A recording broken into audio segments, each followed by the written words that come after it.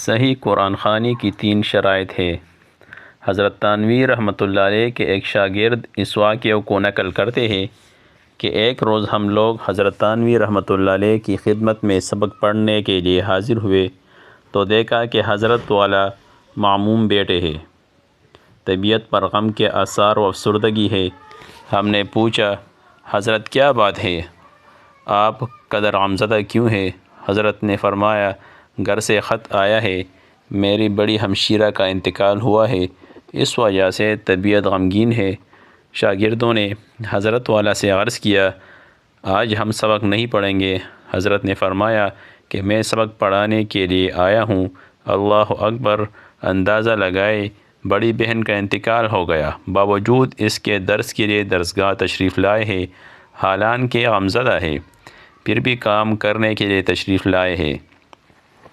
جب شاگردوں نے سبق نہ پڑھنے پر زیادہ اصرار کیا تو آپ نے بھی سبق پڑھنے پر مجبور نہیں فرمایا۔ اس کے بعد ان طلباء نے عرض کیا کہ آج ہم اس گھنٹے میں قرآن کی تلاوت کر کے مرحومہ کو ایصال ثواب کرنا چاہتے ہیں۔ حضرت تھانوی رحمۃ اللہ علیہ نے فرمایا کہ میں چند شرطوں کے ساتھ اجازت دیتا ہوں، اگر تم ان شرائط کی پابندی کر سکو تو ٹھیک ہے، ورنہ رہنے دو۔ پہلی شرط یہ ہے کہ تم سب اکٹھے ہو کر قرآن شریف مت پڑھنا، بلکہ ہر شخص انفرادی طور پر قرآن کی تلاوت کرے۔ یہ کہ جو شخص جتنا آسانی کے ساتھ پڑھ سکے وہ اتنا پڑھ کر ایصال ثواب کر دے۔ اگر ایک پارہ پڑھنا ممکن ہو تو ایک پارہ پڑھ لے، آدھا پارہ پڑھ سکتا ہو تو آدھا پڑھ لے، ایک پاؤ پڑھ سکتا ہو تو ایک پاؤ پڑھ لے، ورنہ کم از کم 3 مرتبہ سورہ اخلاص ہی پڑھ لے۔ قرآن ختم کرنا کوئی ضروری نہیں۔ تیسری شرط یہ ہے کہ جب تم پڑھ کر ایصال ثواب کر لو تو کوئی طالب علم مجھے آ کر یہ نہ بتائے کہ حضرت میں نے آپ کی ہمشیرہ کے لیے اتنا قرآن پڑھا ہے۔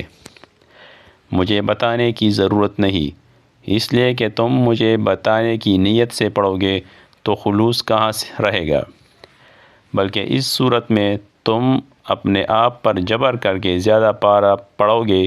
اس لیے دل میں یہ خیال آئے گا کہ اگر ہم نے ایک پارہ پڑھ کر حضرت والا کو بتایا کہ ایک پارہ پڑھا ہے تو حضرت کہیں گے کہ بس ایک ہی پارہ پڑھا ہے، بس ہم سے اتنی ہی محبت تھی۔ ہر طالب علم جبر کر کے زیادہ سے زیادہ پڑھنے کی کوشش کرے گا، جس کی وجہ سے خلوص باقی نہیں رہے گا۔ جب خلوص نہیں ہوگا تو پڑھنے کا ثواب کیا ملے گا؟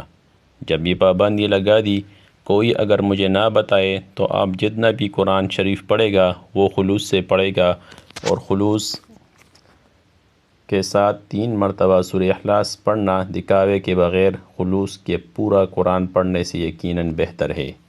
لہٰذا اگر ہم بھی ان 3 شرائط پر توجہ دیں تو ہماری قرآن خوانی بھی درست ہو سکتی ہے۔ ہماری مروجہ قرآن خوانی میں کئی قباحتیں موجود ہے، جس کی وجہ سے نہ اس میں سنت کا نور ہے نہ روح۔ بعض مرتبہ ثواب کے بجائے گناہ کا اندیشہ ہوتا ہے۔ چاہیے کہ ان شرائط پر خود بھی عمل کرے، دوسروں تک بھی یہ پیغام پہنچائیے۔ جزاک اللہ۔